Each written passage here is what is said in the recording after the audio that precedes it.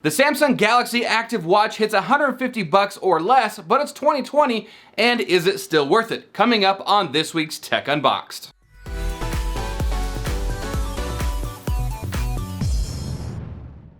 What is going on, everybody? Welcome to the channel. If this is your first time here, let me introduce myself. I am Aaron, and I am from HelpCloud. We are your go-to tech resolution hub.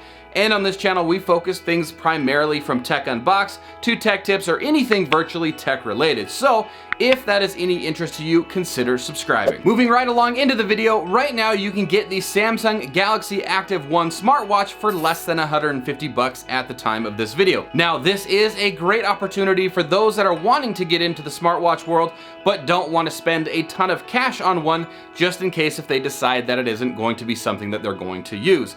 Now, the Samsung smartwatch does work on iOS and Android devices. However, it is a little bit finicky with iOS. So if you're looking for a smartwatch for iOS, I would highly recommend the Series 3 watch, which we did a review on not too long ago, and you can check that video out up in the top right-hand card. Again, today we're gonna take a look at what's included in the box of the Galaxy Active and see what this watch is all about. So let's go ahead and just jump right in. Included in the box, you're gonna find some documentation, the watch, a secondary smaller strap, and the wireless charger. The first thing that you're gonna probably notice is how small and compact the watch casing actually is, just 40 millimeters in diameter with an actual screen size of about 1.1 incher, which is about 25.4 millimeters in diameter. And it does also have a 360 by 360 resolution, with the straps being about 20 millimeters wide. Now, you can get the watch in 4 different colors: black, silver, rose gold, and green, and each does come with bands to match their respective colors. The Galaxy Active does offer a ton of features that you're going to find on some of the more expensive models, but there are some limitations to it. For example, if you wanted to take or initiate a phone call, you can do so from the Active, but you're actually gonna have to take the phone call with your cell phone, and that's because the Active doesn't have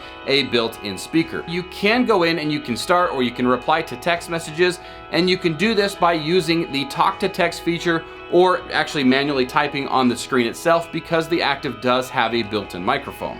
Now, although the watch doesn't have a built-in speaker, it does have built-in Wi-Fi, Bluetooth, and GPS sensors on it, which allow you to use the exercise apps included in the watch, because after all, it is the Galaxy Active, which is designed for exercise type of routine. It does have 6 auto-tracking exercises, such as like swimming or biking or running, etc. And it does have a total of 39 different tracking features, included the above mentioned, and it does also have a heart rate sensor that you can see on the bottom side of the watch. It is waterproof up to 50 meters for 10 minutes, and it does have cornering Gorilla Glass, making the glass a little bit more durable than a lot of other smartwatches that you find on the market. On top of all of that, you do have other features such as Samsung Pay. It is QI wireless charging, which does come with a wireless charger, and you gain access to third-party apps that may be specific to the Galaxy Active. Not only that, but you can also find different watch faces from the Galaxy Store, and you'll have modes like Do Not Disturb or Theater Mode or Night Mode, making your watch extremely adaptable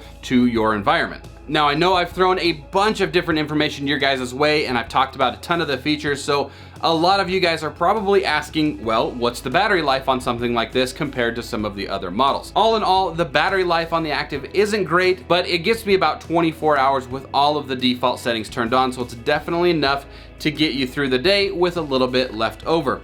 It is a significant downgrade from like something like this, which is the 46 millimeter, which I can go about 3 days in between charges with all of the default settings on. The charger that it does come with is kind of meh. There's nothing special about it. It is a wireless charger, but it plugs directly into a USB, and it doesn't come with any wall brick. So the charging, if you plug it into a computer, if it has a low amperage, it's gonna take forever to charge, regardless of how small the battery that is in the Active.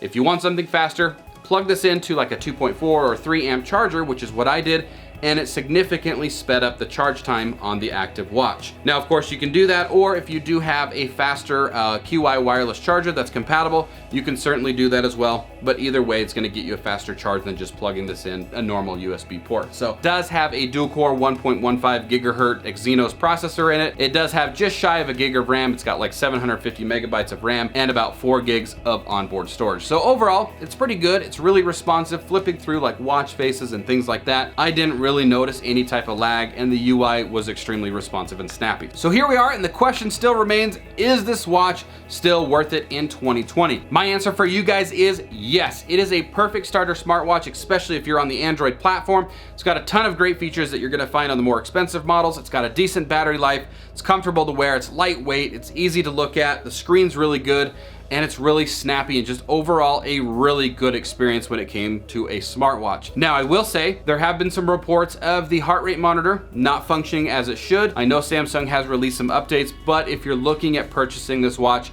for the sole purpose of getting an accurate reading on the heart rate monitor, you may want to steer clear and go with something like the Active 2 or the Galaxy watches because they're just a little bit more expensive, and I believe the heart rate sensors in those are just a little bit better. In any case, that is going to wrap up this week's Tech Unbox. Thank you guys all so much for watching. I really hope you guys enjoyed this review. I certainly enjoyed making it, so leave me some feedback or some comments below. I would love to connect with you guys in the comments section, as well as give the video a big old thumbs up and a share. It's certainly appreciated. And of course, subscribe and ring the bell if you guys haven't already. And we, of course, will see you on the next one. Peace. Let's try that again. Peace.